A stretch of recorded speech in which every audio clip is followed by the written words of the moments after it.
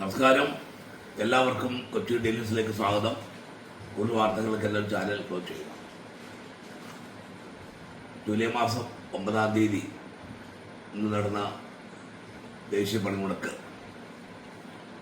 അതിജ്വല്ല വിജയമായിട്ടാണ് റിപ്പോർട്ടുകൾ വരുന്നത്. 25 കോടിയിൽ പരം തൊഴിലാളികൾ പണിമുടക്കിക്കൊണ്ട് ലോകം കണ്ട പണിമുടക്കുകളിൽ ഒന്നായി മാറി ഈ ചരിത്ര സമരം.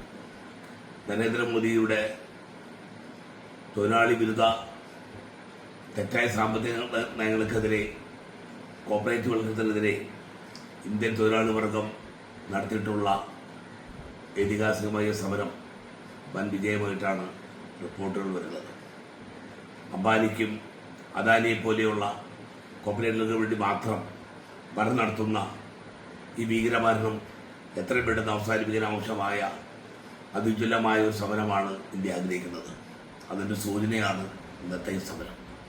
അതുകൊണ്ട് വരുന്ന നാളുകളിൽ നരേന്ദ്രമോദിക്കും BJP ഗവൺമെൻറ്റിനെതിരും ഈ വർഗീയവാദികൾക്കെതിരെയുള്ള ശക്തമായ സമര പോരാട്ടങ്ങളിൽ